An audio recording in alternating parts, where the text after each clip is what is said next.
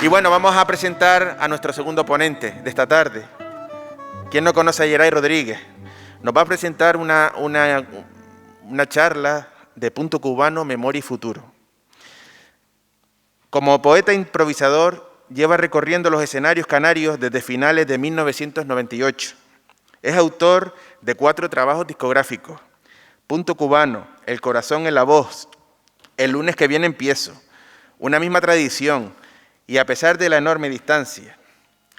Ha colaborado en un buen número de grabaciones como intérprete o letristas en discos publicados en Canarias, México o Puerto Rico. Ha impartido talleres de repentismo en todos los niveles educativos y ha representado a Canarias en diversos eventos internacionales celebrados en España, Portugal, Italia, Serbia, Cuba, Chile, Panamá, Perú, Puerto Rico, Colombia, México, República Dominicana o Venezuela. En algunos casos, delegado por el Ministerio de Cultura del Gobierno de España. Ha organizado y dirigido más de una veintena de eventos internacionales de repentismo celebrados en distintos municipios de Canarias. Vamos a darle la bienvenida a don Geray Rodríguez.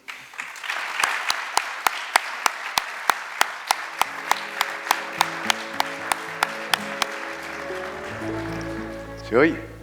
Buenas tardes, ¿qué tal están? ¿Bien? Antes que nada tengo que decirle que sí soy yo, ¿sabe? No se asuste. Porque últimamente voy a tener que ir con un letrero aquí delante, que lo diga, porque nadie me cree, pero soy yo. Y estoy orgulloso y feliz de estar aquí en esta jornada. Agradezco, como no, la invitación y el rigor con el que se ha preparado todo para que sea provechoso. En estos tiempos que corren, todo se dificulta, pero se le pone más corazón, que es lo que han puesto también. Y a ese rigor se le suma esa pasión y esas ganas y salen las cosas. Así que muchas gracias por estar aquí y dar sentido a esta jornada que tienen ese significativo nombre de raíces, que son las que al fin y al cabo hacen que nos crezcan las ramas. Si no hay raíces, no hay ramas, ¿verdad?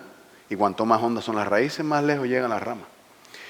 Bueno, pues yo vengo a hablarles de lo que vengo a hablarles. Pero les voy a contar una anécdota antes de hablarles de nada, en lo que se va abriendo el PowerPoint. Un hombre fue una vez a comprar un pájaro. Y dice, yo quiero un pájaro que cante, pero que cante. Y el de la tienda le dice, aquí tenemos uno que canta. Y le enseñó un pájaro canario, rubito, esto con las plumas brillantes. Y el pájaro, y el hombre privado, dice, ¿cuánto vale el pájaro eso? 10 euros. 10 euros nada más. Sí, démelo, yo me lo llevo. Y dice, no, pues se tiene que llevar el que está al lado. Y al lado había un pájaro que no tenía sino la mitad de las plumas, una pata partida, el pico roto, feo como el diablo, no cantaba, sino atorrado allí. Y le dijo el hombre, pero me tengo que llevar ese pájaro para llevar. Sí, si no se lleva, ¿a qué no se puede llevar este? Dice, bueno, yo me lo llevo, ¿y cuánto cuesta? Dice, 300 euros. Dice, coño, el que canta vale 10 y este vale 300. Dice, es que este es el que hace las letras. Entonces yo también tengo que arrimar la brasa a mi sardina, ¿no? ¿Es o no es? Entonces ya saben de lo que vamos a hablar hoy, ¿no? ¿Verdad que sí? ¿Está bueno el chiste? Por lo menos para situarnos en lo que vamos a hablar hoy, ¿no? Porque evidentemente, una parte importantísima, una parte importantísima de todo lo que tiene que ver con la tradición está en la palabra, ¿no? Y a veces, y por supuesto no siempre, pero a veces lo perdemos de vista. Y es bueno tener en cuenta el mensaje que se da y tener en cuenta que nuestra tradición está perfectamente capacitada para incorporar mensajes contemporáneos de cosas que nos pasan, que nos duelen, ¿no? De cosas que nos suceden. Sin embargo, a veces, yo soy el primero que quiere conservar todas las letras posibles que se han cantado, pero sin embargo a veces recurrimos a lo que siempre se ha cantado y pretendemos que mucha gente joven se incorpore a eso que se ha cantado cuando no sienten ni es su contexto todo eso. Sin embargo, hay temáticas y realidades alrededor nuestra que están reclamando nuestra atención. Así que esta reflexión del pájaro cantor y del pájaro ideólogo viene por ese lado. Así que es un buen punto de partida si ustedes lo quieren ver así.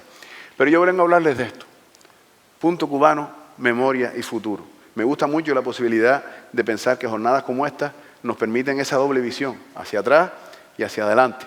Y yo me acuerdo siempre cuando vengo a un tipo de foro como este, de los coches aquellos con los que uno jugaba cuando era chico, ¿verdad? Que había que darles para atrás para que fueran para adelante. ¿Se acuerdan? Bueno, ¿se acuerdan? No, todavía están. Eso están todavía. Pero si no le dabas para atrás, no iba para adelante. ¿Saben cuáles son, no? Pues así es la tradición. A veces para poder ir para adelante hay que ir para atrás primero, en el mejor sentido de la palabra. Y eso es lo que nos permite hacer una reflexión sobre la memoria y el futuro. Esta imagen para mí es significativa. Aquí tienen ustedes a unos cuantos canarios cantando décimas en Cuba. Se nota que están felices, ¿verdad? Están pasándolo bien, ¿no? No, aburridos no están.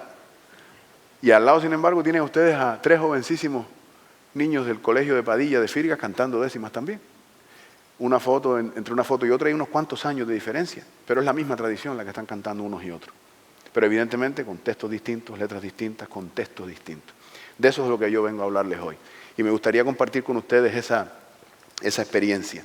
Y dado que vamos a tener la oportunidad de proseguir durante la semana con el taller de décimas, y que me imagino, no sé, Noé me corregirá si me equivoco, que muchos de los aquí presentes participarán también mañana, me parecía que era una buena ocasión esta para que esto sirviera como de prólogo. ¿Qué les parece a ustedes? ¿Verdad? Que pudiera ser un prólogo que mañana nos situara, cuando empecemos el taller, los que van a participar, pues también les sirviera esto como un poco como punto de partida, ¿no? A mí me ilusiona pensar eso, ¿no? Desde luego, si hablamos de punto cubano, de ese género musical tan arraigado en Canarias, tan querido, patrimonio de la humanidad, eso es importante, a propuesta de Cuba, como no podía ser menos, pero nosotros los canarios lo sentimos tan nuestro como lo pueden sentir ellos. El punto cubano tiene en esta estrofa su principal cauce. Esa es una diferencia que quiero hacer, porque todavía hoy en día hay mucha gente que no distingue, porque no tiene por qué distinguirlo, pero en un foro como este es un lugar apropiado para hacer esa distinción entre lo que es el punto cubano y lo que es la décima, ¿no?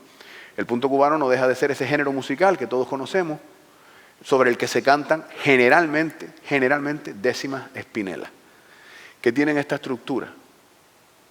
El primer verso rima con el cuarto y el quinto, el segundo con el tercero, sexto, séptimo y décimo, octavo con noveno.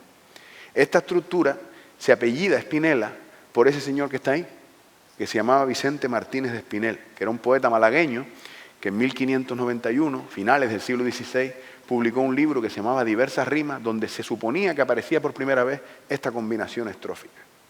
Y por eso le pusieron Espinela. Lope de Vega, un poco después, dice, si las inventó Espinel, bien pueden llamarse Espinelas. La verdad que tenía un nombre bonito para poner una apellido en una estrofa. Si le hubiera tocado a otro, a lo mejor no hubiera sonado tan bien, pero se llamaba Espinela, pues le puso Espinela, ¿no?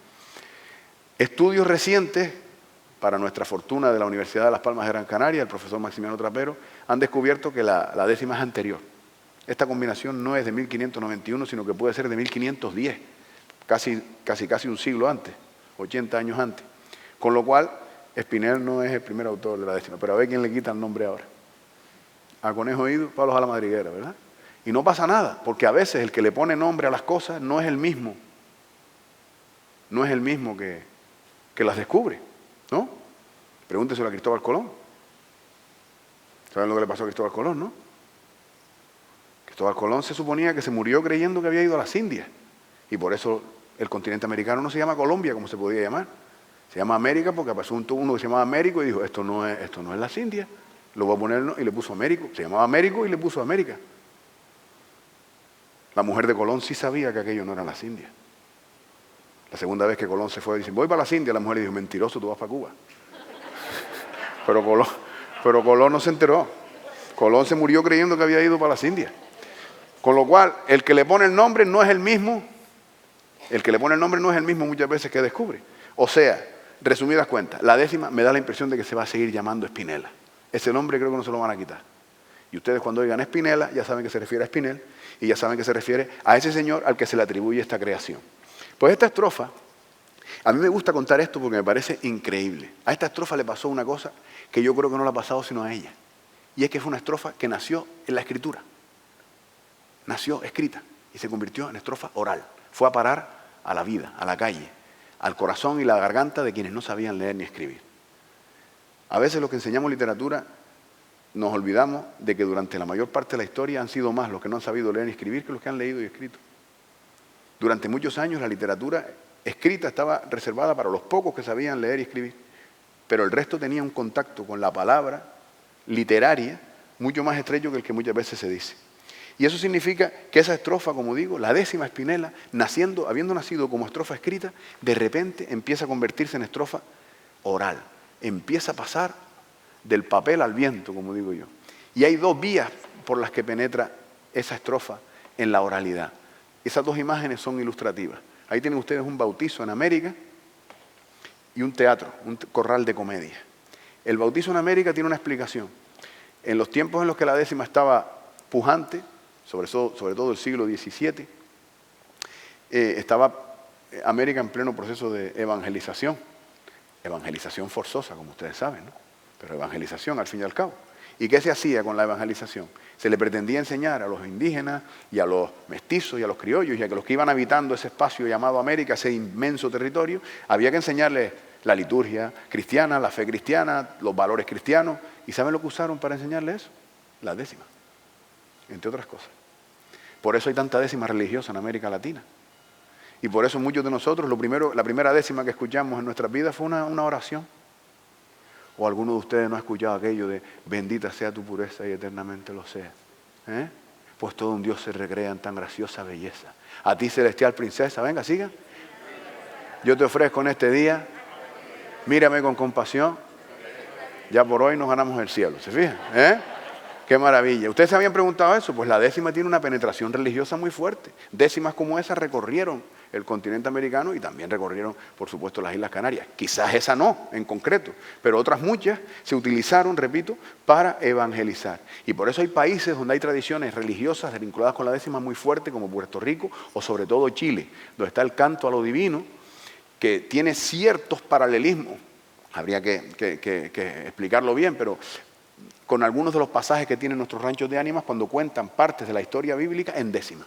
Con lo cual eso es un camino de penetración de la estrofa, repito, de la escritura a la oralidad. Porque estas gentes que aprendían esas décimas no sabían leer ni escribir. Y sin embargo aprendían esa estrofa que se hacía con ellos. Y ellos se hacían con ella. Y lo otro es el corral de comedia. En el teatro del siglo XVII se escribieron muchas décimas. Los grandes escritores españoles del siglo XVII, como Pedro Calderón de la Barca o como Juan Lope de Vega, escribieron muchas obras de teatro en décimas. La estrofa corrió mucha fortuna. Y en el teatro, ustedes saben, que acudía muchas veces gente al famoso gallinero, en el que no estaba reservado precisamente para las clases más pudientes, sino para las más modestas, que eran precisamente esas que no sabían leer ni escribir, pero podían oír y escuchaban teatro. Y el soniquete de esas décimas repetidas también fue convirtiendo la décima en algo común y cotidiano para la gente. Y por estas dos vías se fue metiendo en la oralidad. Y eso me parece maravilloso, porque no conozco de otra estrofa que haya tenido esta historia. No conozco otra estrofa que haya tenido esta vitalidad.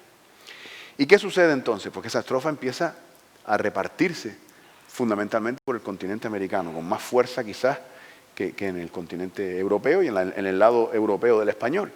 De alguna manera lo demuestra también la pujanza que sigue teniendo hoy en día la décima en América frente a la que tiene en esta otra orilla. Pero evidentemente no cabe duda de que tuvo mucha presencia en la vida cotidiana de la gente en estos tiempos. Sucede que en Canarias hay una figura que no podemos perder de vista, que es esta, la de los indianos, ¿no? Este es un tema que suscita a veces alguna polémica, pero yo creo que debemos ser absolutamente conscientes de cómo pueden funcionar las cosas, ¿no? Hay algunas veces que se ha querido decir que el punto cubano como género musical nació en Canarias y fue llevado de aquí a Cuba. A mí me encantaría que eso fuera así, yo sería muy feliz si mañana se descubriera de alguna manera que eso es así, pero todo apunta a que fue al revés.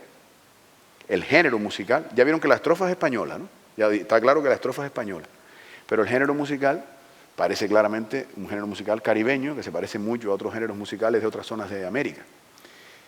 Pero sí pasó una cosa, se desarrolló en Cuba en las zonas campesinas. ¿Y de qué estaban llenas las zonas campesinas de Cuba? De Canarias. O sea, en el fondo es como si hubiera nacido aquí también, de alguna manera.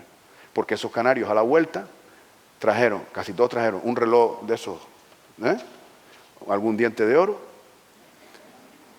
¿no? No hacía falta, pero se lo ponían por el lado que se reían más para que la gente les viera el diente de oro. Los relojes, esos, ¿cómo se llamaba? Cuervo y sobrino, esos relojes caros, digo yo, que la gente venía presumiendo de esos relojes y décimas. Y muchas veces el regalo que le traía un indiano a otro canario era un disco, ¿sí? Cuando después vinieron más tarde la época de los discos y todo eso. Y eso eran tesoros que se guardaban aquí. Y no hace falta que yo les diga a ustedes el amor y el afecto que siempre ha habido en Canarias por Cuba, ¿no? Eso es una cosa evidente. ¿verdad? Y hoy en día todavía hay gente que yo recuerdo cuando era niño, había gente de Artenara que no había salido nunca de Artenara, que me hablaba de las calles de Cuba como si las conociera. De las calles, ya no de los pueblos, de las calles. Y era impresionante. ¿Por qué? Porque se convirtió en un territorio mitificado para ellos. Se convirtió en la tierra prometida, como se decía, ¿no? Por lo tanto, ese amor y ese afecto siempre estuvo ahí.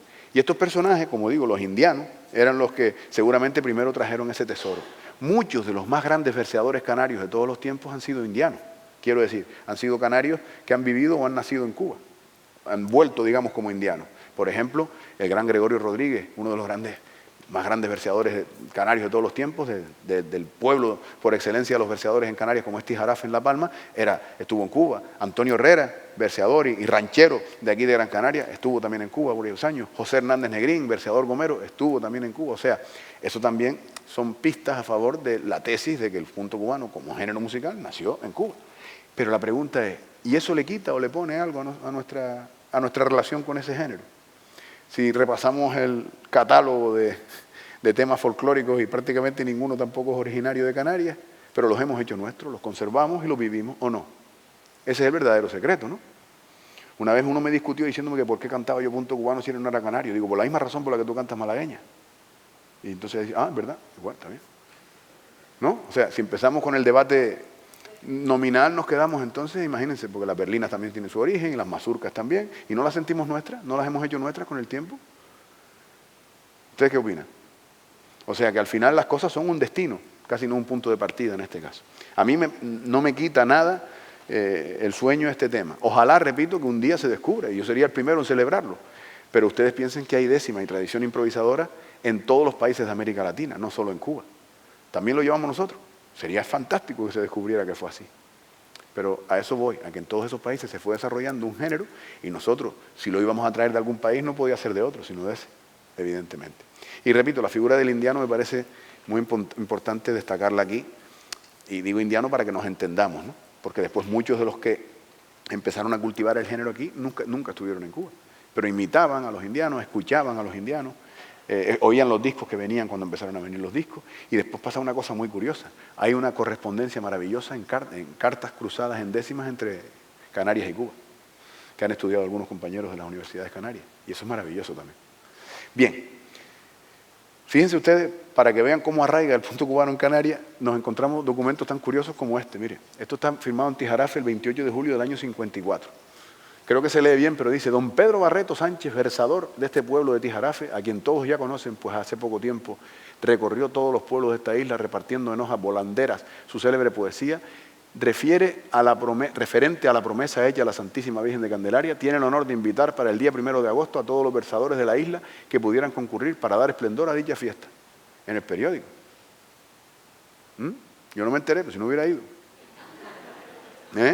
Pero es increíble, ¿no? Es un documento curioso del año 54, ¿vale? Que da fe de que es un género pues, con un arraigo y con una trayectoria, ¿no?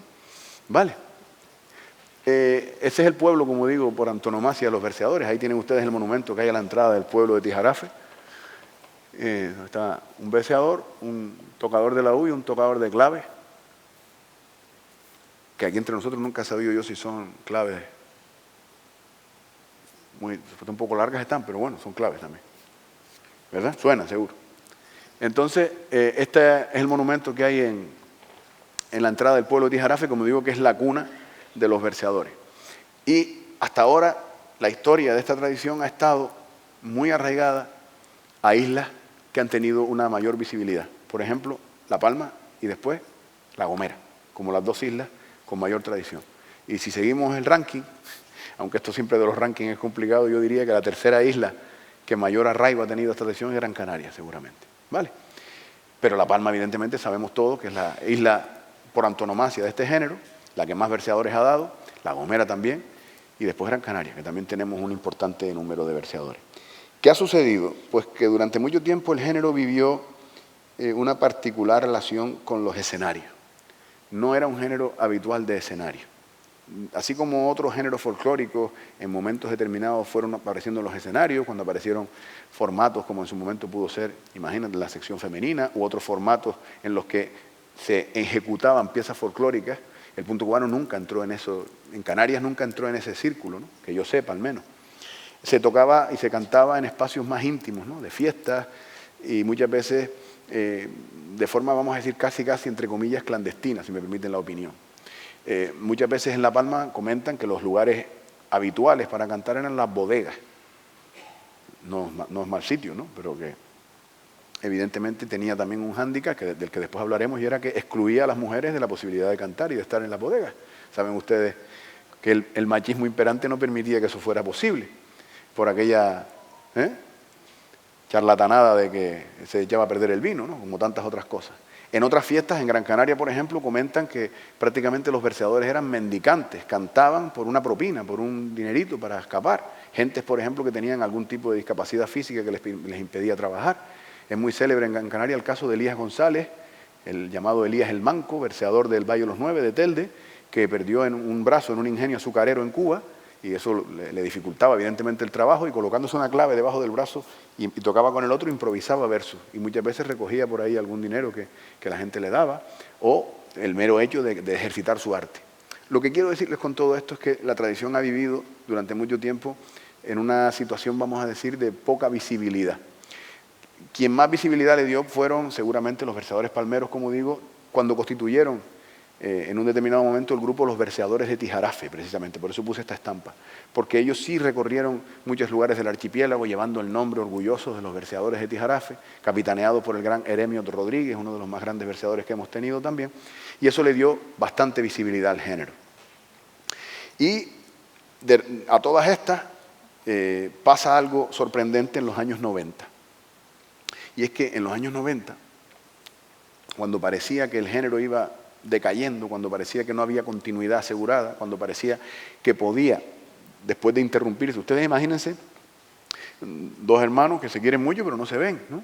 Eso le pasó un poco a Canarias y Cuba, ¿no? Cuando se interrumpe el flujo migratorio entre Canarias y Cuba, que pudo ser quizás de forma masiva en los años 30, 40, ¿no? No sé exactamente por ahí, por esa zona, por esa fecha, y después del 60 ya más todavía, o sea, se producen, digamos, se pierde un poco el vínculo continuado que había antes, y eso hace que las noticias del punto cubano a Canarias no lleguen con la asiduidad con la que antes llegaban, y en Canarias como que se queda la cosa mucho más estática, mientras que en Cuba sigue buscando su propio camino.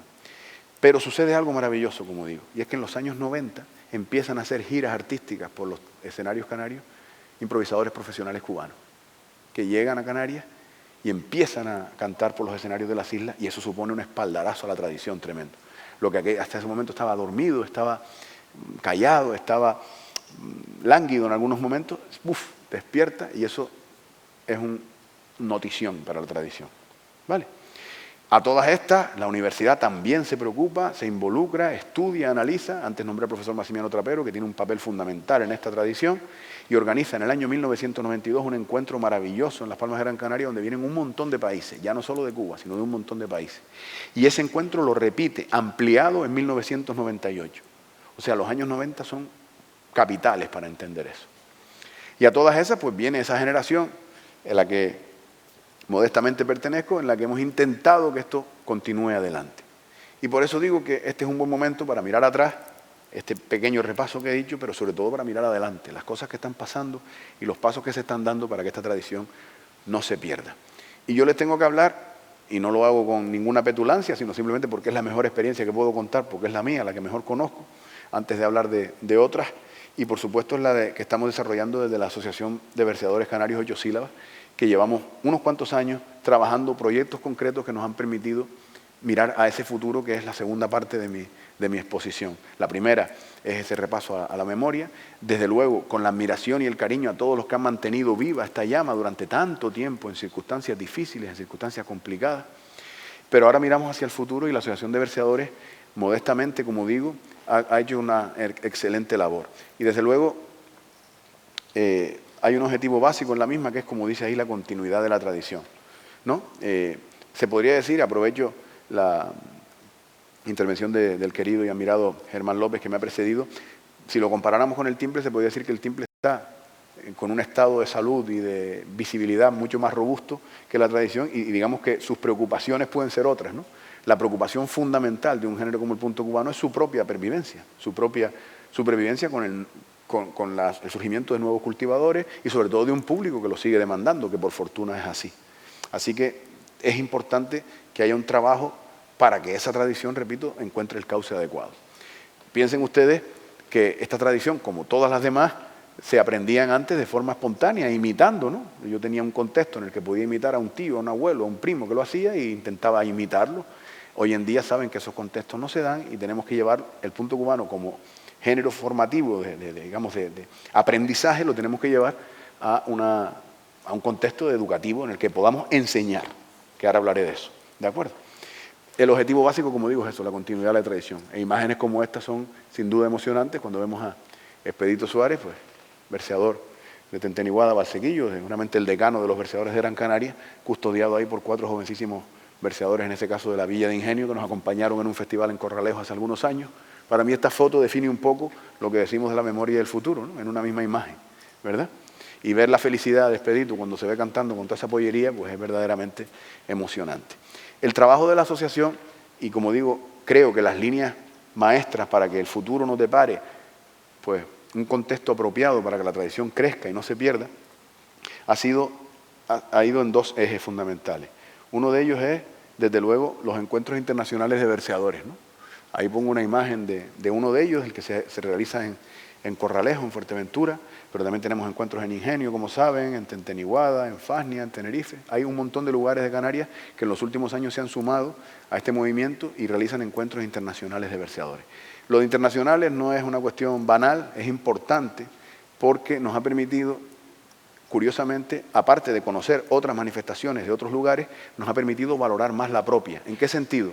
En el sentido de que hemos visto con alegría la cantidad de gente que ha dicho, oiga, yo no sabía que lo que hacía mi padre, o hacía mi tío, hacía mi madre, hacía mi abuela, también lo hacía un señor que viene de Panamá o uno que viene de Venezuela. Me podía imaginar que lo hacían en Cuba, pero no en tantos países. Con lo cual, eso ha permitido un refuerzo de la propia tradición. El conocer otras tradiciones de otras latitudes, de otros espacios, ha permitido un refuerzo de la tradición propia. Y ya ven el seguimiento de público, que es lo que verdaderamente le da sentido a esta tradición. Muchas veces me preguntan, oye, Iray, ¿y si llega un momento en que no hay verseadores? Digo, no, el problema es que no haya público, no que no haya verseadores. Porque lo que tiene que haber es gente que sienta como suya esta tradición y quiera seguir compartiéndola. Verseadores saldrán, estoy seguro. Lo que hace falta es que al pueblo le siga interesando su propia tradición. ¿Vale? Y hasta ahora nos lo han demostrado y ese es nuestro reto.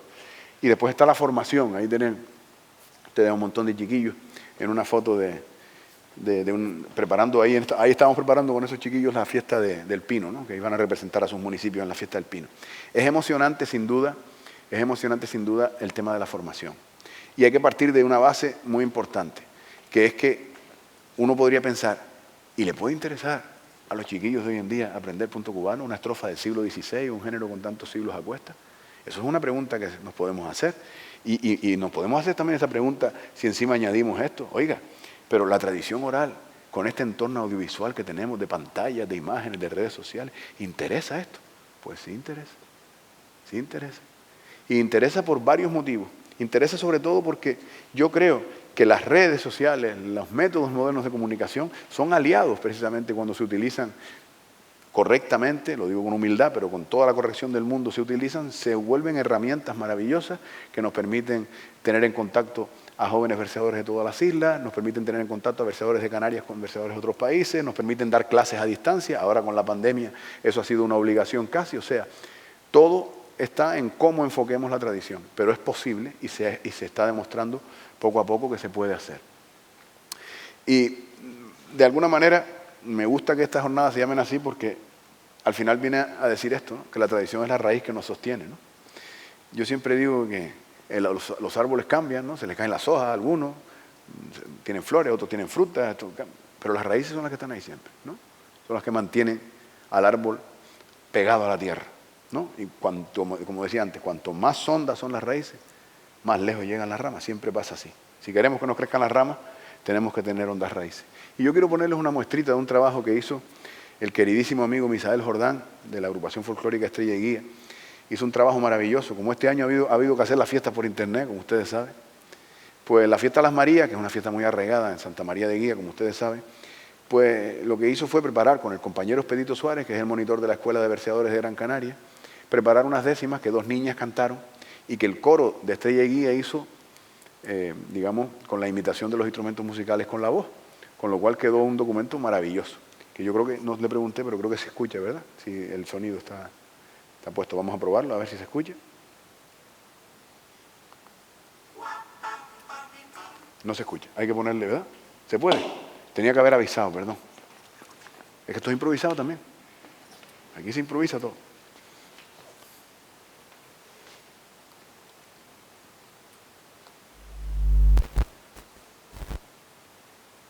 Tenía que haberlo dicho. A ver, gracias. Vamos a probar a ver si no está muy alto.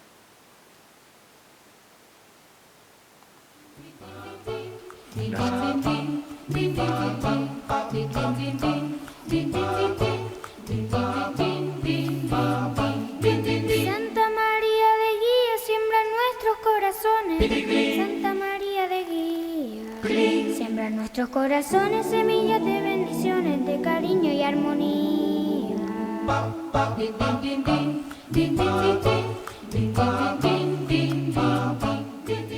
Riéganos con tu alegría para poder florecer y entre todos comprender que la tierra del amor está el cultivo mejor que nos ayuda a crecer.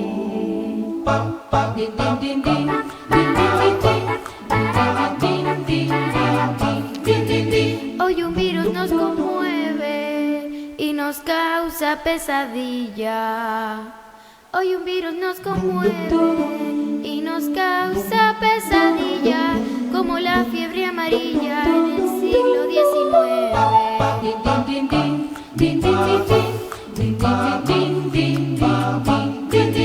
Esta situación es breve porque tu amor nos ampara, como antaño ya pasara, y si el milagro regresa, cumpliremos la promesa desde el lomo de Vergara.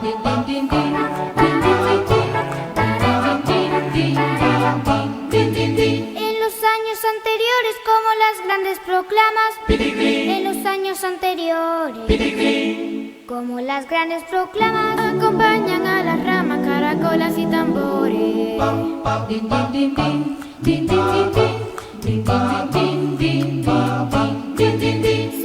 rindiendo honores, continuando la cadena. Hacerlo vale la pena, porque no nos callarán y los buses sonarán, aún estando en cuarentena.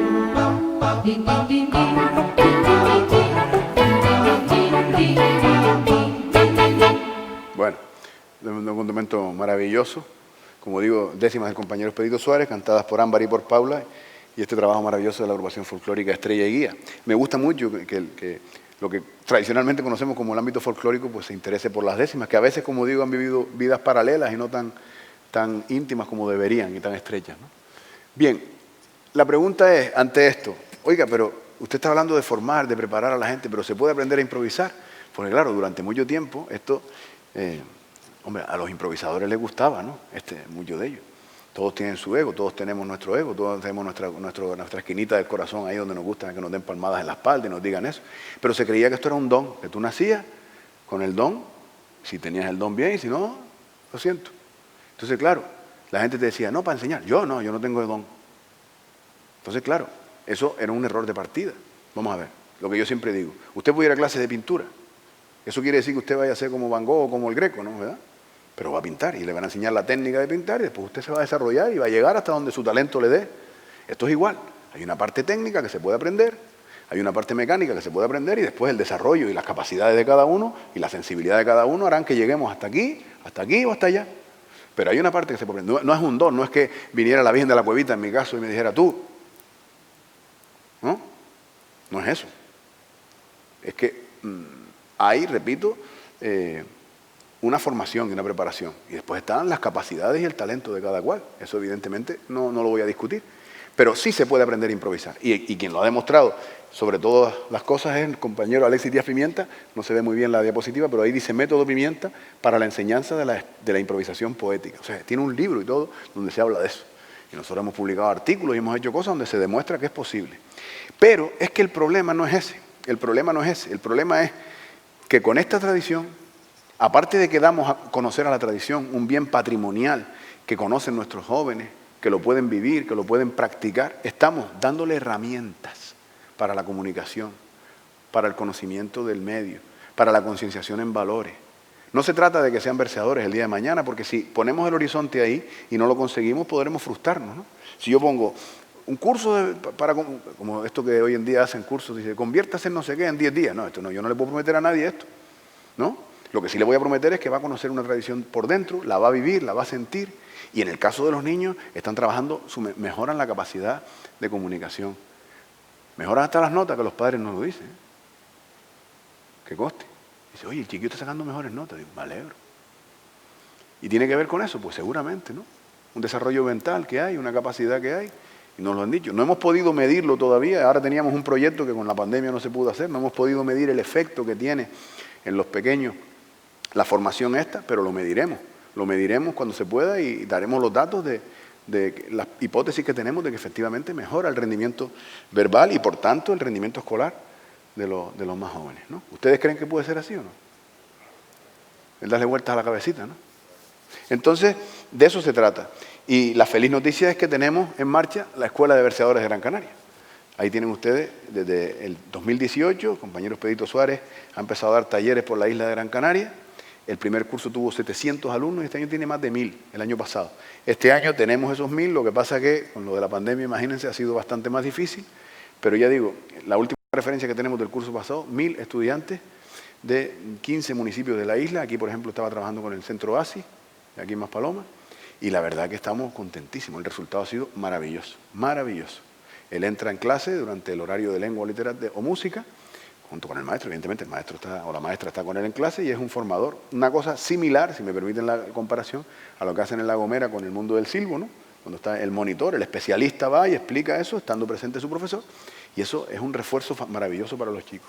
Pero como les decía, bueno, y además de la Escuela de Verseadores de Gran Canaria, que es la que estoy hablando aquí porque estamos en Gran Canaria, el pasado mes de octubre se puso en marcha también la Escuela de Verseadores de La Gomera, que también es una realidad ya. Tenemos ya 2 islas en las que está implantado el sistema y bueno, esperamos poder seguir avanzando. El caso es que esa era la pregunta, ¿no? ¿Únicamente buscamos futuros verseadores?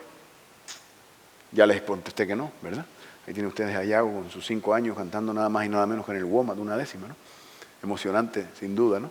¿Únicamente buscamos futuros verseadores?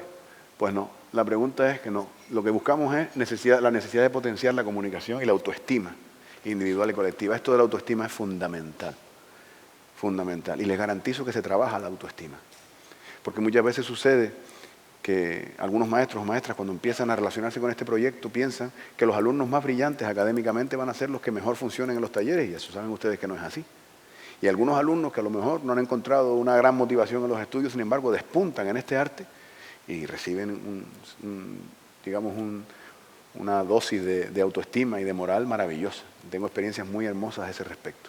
Por tanto, no buscamos únicamente verseadores, sino eso, la necesidad de potenciar la comunicación y la autoestima individual y colectiva. Y hablando de imágenes emocionantes, ¿qué me dicen de los jovencitos verseadores de Valsequillo cantando con su rancho de ánimas, porque también son integrantes del rancho de ánimas de Valsequillo, también en el WOMAD, cantando el rancho de ánimas a la usanza antigua solo con la percusión, las espadas, los tambores y los panderos? ¿Vale? Eso es auténticamente emocionante. Ahí estaba cantando María Belén Sánchez, la última niña de aquí, estaba cantando ella como cantadora de adelante, un pie de rancho que decía que suenen panderos, espadas y cuerdas, que hay un árbol viejo dando flores nuevas, ¿no?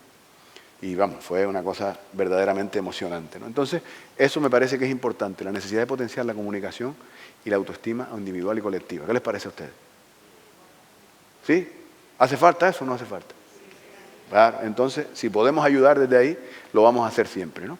Entonces, para que ustedes vean cómo es la motivación que tenemos, pues miren, a los 1000 niños en el auditorio Alfredo Kraus.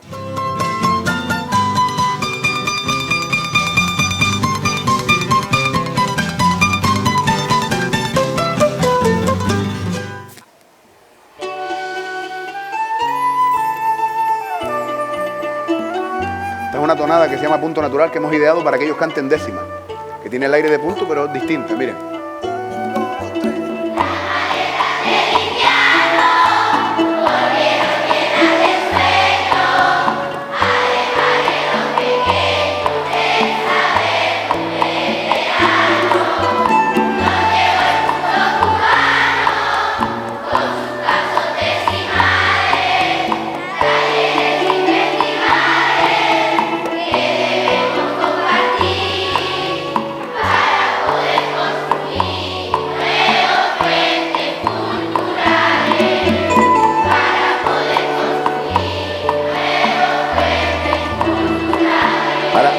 coreografía ahora no le hagan mucho caso, la coreografía no nos salió bien. Mira, mira. La coreografía no nos salió bien porque estamos descoordinados. Pónganse de acuerdo, pónganse de acuerdo. Pónganse de acuerdo, espere. Pónganse de acuerdo y no nos ponemos de acuerdo nosotros. Mira, Pedrito y yo, mira. Es para un lado y yo para otro, mira. Hacemos un parabrisas. Venga, ahora vamos a cantar la otra, ¿vale? Con ganas. 1, 2, 3.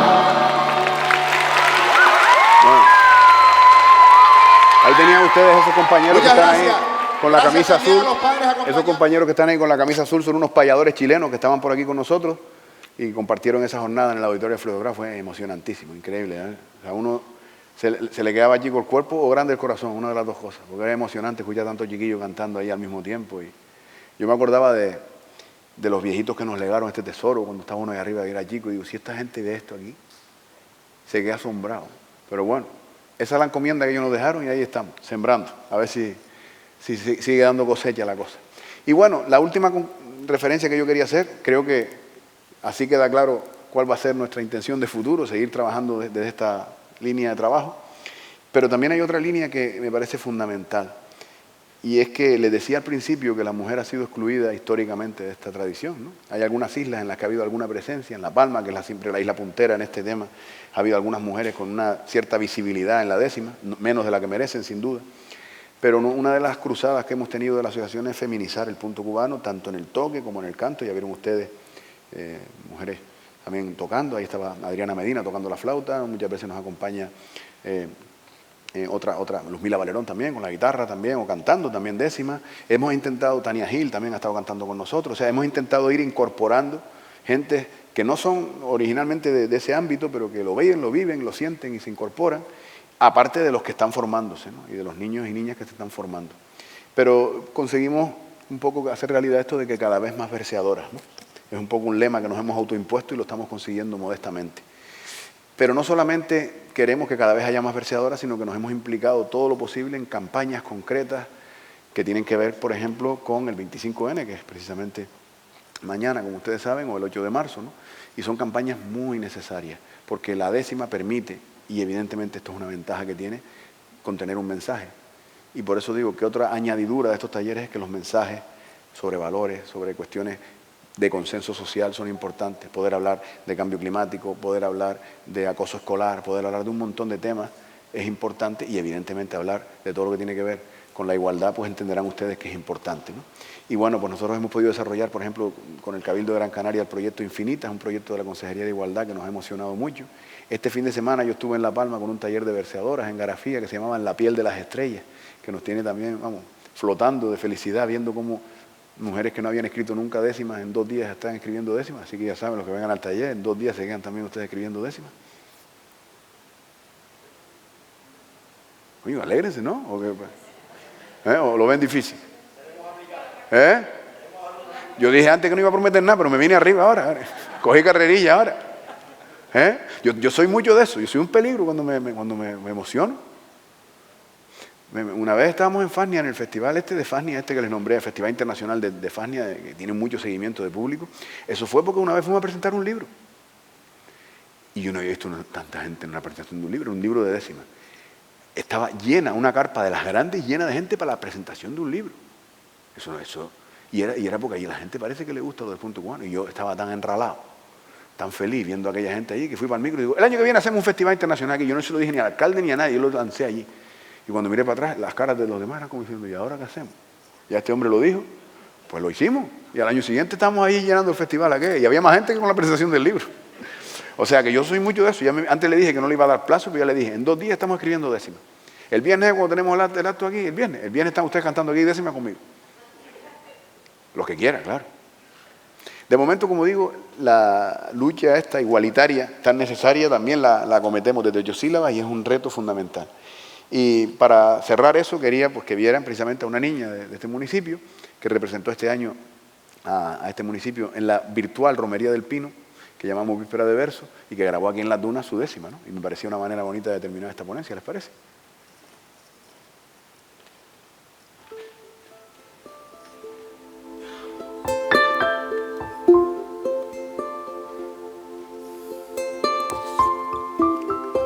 Son las Dunas de Maspalomas, ¿no?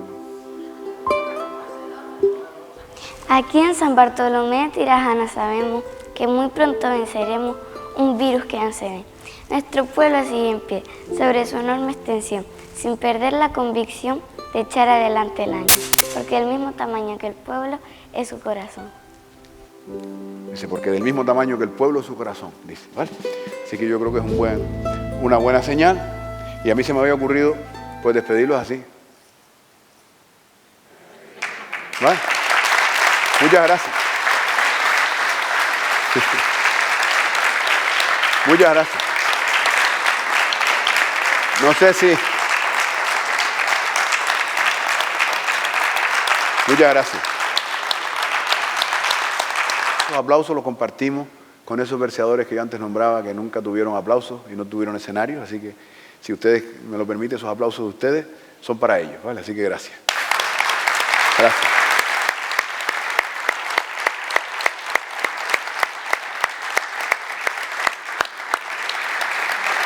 No sé si tienen alguna pregunta, alguna cuestión que quieran. Aprovechen ahora que... A ver. Quería preguntarle, la palabra provinciano, ¿a qué se refiere? Siempre toda la vida desde niño he oído nombrar provinciano, pero no... Claro. A la confusión de Colón, a lo que yo decía antes. Colón se murió, según dicen los historiadores. La vida de Colón, eso es un misterio, estoy todo el día peleando con la vida de Colón, que citar. Pero Colón se supone que se murió creyendo que había llegado a las Indias. Cuando, en la época en la que, digamos, sobre todo Portugal y España tenían una fuerte potencia naval, para llegar hasta Asia, el camino que había, el que conocían era dar la vuelta por el sur de África para llegar a las Indias, ¿no? O sea, era una vuelta, no había, como si no hubiera pista para venir para aquí abajo, ¿no? No, una vuelta grande. Entonces, Colón fue el atrevido que creyó que navegando hacia el oeste podía llegar a las Indias, ¿no? Que las Indias no deja de ser lo que hoy en día es lo que llamaríamos el sudeste asiático, toda la zona de la India precisamente, o incluso más acá. Entonces, claro, Colón se atrevió a hacer esa ruta, lo que Colón no calculó que en medio había otro continente. Y el continente que se encontró, él creyó que se llamaba, o sea, que eran las Indias, y por eso aparece la crónica de India, y se habla de los indianos, ¿no? Hasta el ron miel se llama India, si se acuerdan. Por algo es, ¿no? Y tiene que ver con eso. Entonces, de las Indias venían los indianos. Pero realmente es parte de esa equivocación, entre comillas, que tampoco pasa nada, porque evidentemente con los medios que tenía a su alcance, ¿cómo iba a pensar él que iba a llegar a otro sitio? Si lo que él pensaba es, bueno, si vamos por aquí, si la Tierra es redonda y por aquí para allá vamos, nos vamos a encontrar lo mismo que cuando damos la vuelta por el cabo de Sudáfrica, ¿no?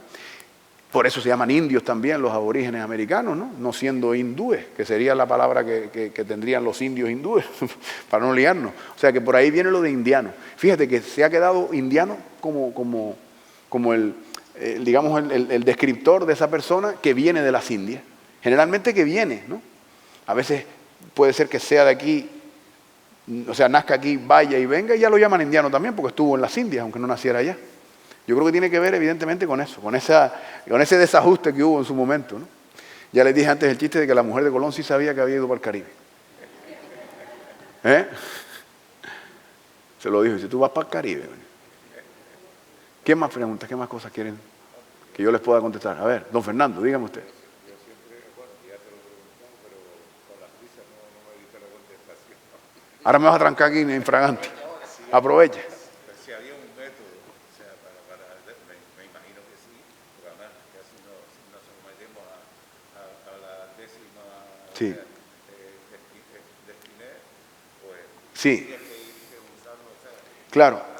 Ustedes entenderán que en esto, como en todo, cada maestrillo tiene su librillo, ¿no? Pero claro que hay un método. Yo tengo el mío. O sea, hay una forma de improvisar las décimas que es un esquema mental que uno trabaja, que es el que yo les voy a enseñar a los que vengan mañana. Quiero decir, para adelantarles algo, ¿ustedes pensarían, por ejemplo, que una décima se empieza a improvisar por el final? Pues ya lo saben. ¿Por qué? Porque es la manera de tener un destino al que llegar. Y la manera de tener un final y un tema. ¿No?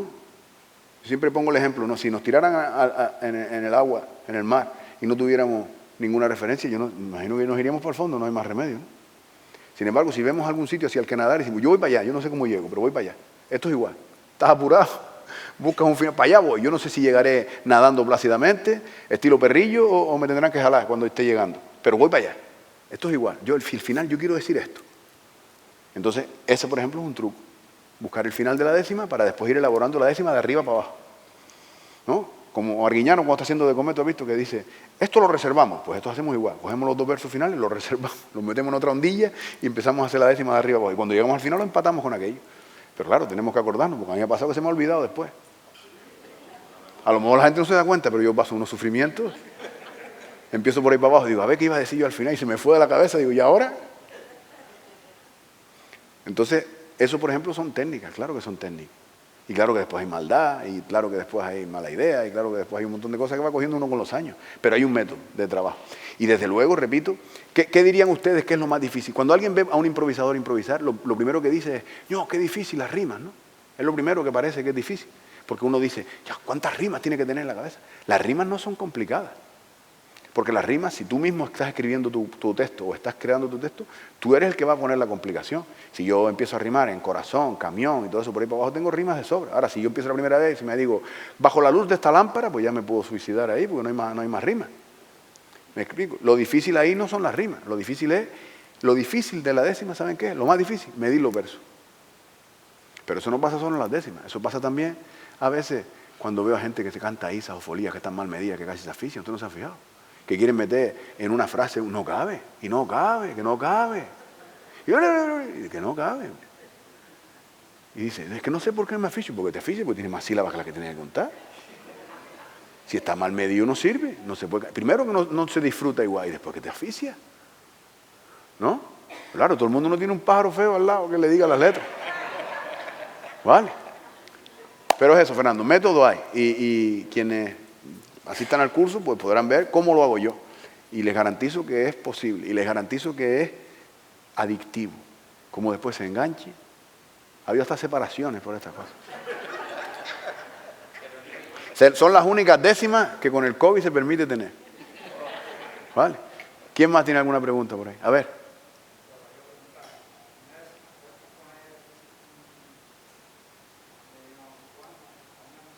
Claro. De hecho, la décima, yo te diría que la décima debe ser de las estrofas más cantadas en el mundo popular. Mira, hay décimas en salsa. El Gran Combo de Puerto Rico, por ejemplo, tiene una canción que hemos bailado todos alguna vez en los carnavales, sobre todo, que se llama No hay cama para tanta gente, que está escrita en décimas, por ponerte un ejemplo. Hay décimas, por ejemplo, en merengue. Juan Luis Guerra tiene décimas grabadas. Carlos Vives tiene décimas grabadas en vallenato, por decirte autores, digamos, comerciales y conocidos. La décima no deja de ser un poema, efectivamente, un texto. Y después la estructura que movimos antes, la estructura es tan redonda que es muy cantable. Repito, mire, Silvio Rodríguez tiene décimas, Pablo Milanés tiene décimas, Violeta Parra tenía décimas, Mercedes Sosa canta las décimas famosas de Volver a los 17 de Violeta Parra, que son décimas también. O sea, la cantidad de canciones compuestas en décimas son tremendas. Y después las folclóricas. En Puerto Rico hay más de 100 estilos para cantar décimas. Folclóricos. O sea, tradicionales, vaya. Con lo cual, imagínense, ¿no? Y después, repito, se puede cantar. Es una estrofa que quien la trabaja le saca un montón de partido por todas las posibilidades que tiene. Nosotros, por ejemplo, habrán visto cuando hacemos las folías al oído, ¿no? La folía, la folía permite un canto de 10 versos. Entonces, cuando no nos lo inventamos nosotros. Los abandeños ya grabaron folías en décimas hace muchos años y Añoranza se caracterizaba porque Fernando García Ramos le hacía a Mari Carmen Mulé las letras en folía casi siempre. O sea, no es un invento. Lo que sí es verdad es que le hemos dado el tema de la improvisación, que tampoco es un invento. ¿Saben cómo surgió eso de las folías al oído? Porque cuando yo era niño mi abuelo me contaba que en los bailes de antes, cuando había un pique, muchas veces se le quedaba a uno sin cantares, el que no era un gran improvisador o no tenía muchos cantares en la cabeza, y dice que siempre aparecía otro que le decía, dile esto, el pájaro feo de antes, ¿no? Incluso hay un cantar que mi abuelo me recordaba, que por lo visto estaba una vez él en un baile y dice que le estaban dando leña a dos mujeres, una le cantaba y la otra le decía para que le cantara. Y mi abuelo le cantó una copla, que no era de él, yo creo, sino de la tradición, pero que en aquel momento le vino como anillo al dedo, que dice, tengo dos albardas hechas, una vieja y una nueva, una para la que canta y otra para la que enseña, ¿no? Entonces, pues, imagínense ustedes si eso está metido en la tradición o no, ¿vale? Bueno, muchas gracias. Como dice ahí, mañana seguimos y les agradezco de corazón esta oportunidad, por supuesto, y espero que lo disfruten también, lo que queda de semana. Y nada, que esto que está pasando es emocionante, sin duda, es un reto y me gusta compartirlo con ustedes y que lo hayan recibido con ese cariño anima a seguir en el camino. Gracias de corazón. Gracias.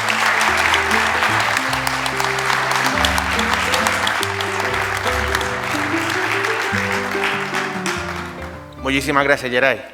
Yo quisiera decir una cosita a modo de anécdota. Hace unos años, Pedro Manuel Afonso, nuestro amigo vecino de Mogán, me invitó a ser de pianista en esa formación que él tenía en su momento para participar del Bio Gaete. Y cuando me recoge aquí en San Fernando para tirar para Gaete, pues estaba el hombre afónico. Ah, sí. Afónico total. Y claro, estoy preocupado de aquí arriba, a ver cómo hacíamos para poder... Y cuando llegamos a Gaete, lo primero que vimos fue una plaza abarrotada de gente. Abarrotadísima. Súper preocupado este hombre, ensayando un montón de ensayos. Y nos encontramos con Geray, que no sé qué estaba haciendo allí, si estaba actuando, estaba participando de algún taller o algo. Y subimos improvisadamente con él al escenario y estuvimos 2 horas y pico tocando sin haber ensayado nada.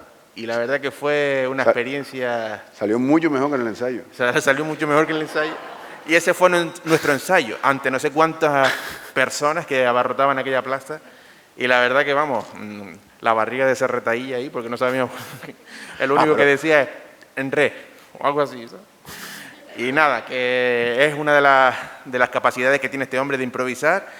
Y nada, muchas gracias por venir y muchas gracias, la verdad es que encantado que estés con nosotros. Muchas gracias, muchas gracias.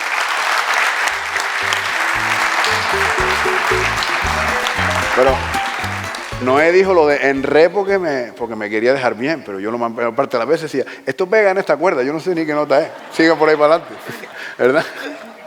Así que imagínense, pero sí es verdad, yo me acuerdo, que yo estuvo, pero cuando... La verdad, que la adrenalina esa que uno siente cuando se sube a un escenario y no sabe lo que va a pasar, es maravilloso, maravilloso. La vive uno con intensidad, ¿qué quieres que te diga? Tiene esa parte. Y ese día fue especial. Estaba Pedrito, el pobre, estaba pasándolo mal y yo le decía, tranquilo, no te preocupes, que ahora esto lo resolvemos. Y se pudo resolver, pero es verdad que subirse a un escenario sin saber lo que va a pasar es maravilloso, porque siempre te vas a sorprender, tú el primero. Salga bien o salga mal, pero te vas a sorprender. Muchas gracias. Gracias.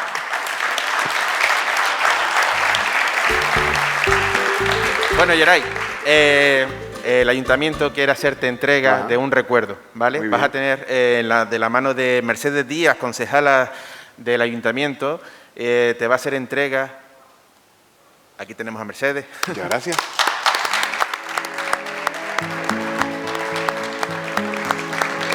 Muchas gracias. Vas a tener un recuerdo de una memoria de toda la actividad del proyecto Raíces durante esta semana. Ahí está todas las experiencias que se van a vivir aquí en este escenario durante toda esta semana y yo creo que para tener un recuerdo para futuros años y yo creo que muy merecido para ti. Muy bien, yo agradezco de verdad esto y lo que quiero decir es que dice, nos ha juntado el folclor otra vez en Maspalomas, lugar hasta el que te asoma, siempre repleto de amor. Y saben qué es lo mejor, que hay un montón de matices y que estos días felices no habrá tristeza, y que en estos días no hay en los días felices tristezas inoportunas, porque también en las dunas se pueden echar raíces. Muchas gracias. Muchas gracias. Te hacen también entrega de unas láminas de Maravilloso. Muchas gracias. Pepe Damaso y que con mucho cariño, pues, para que lo guardes también. Muchas Por gracias, recuerdo. muchas gracias. Toma para.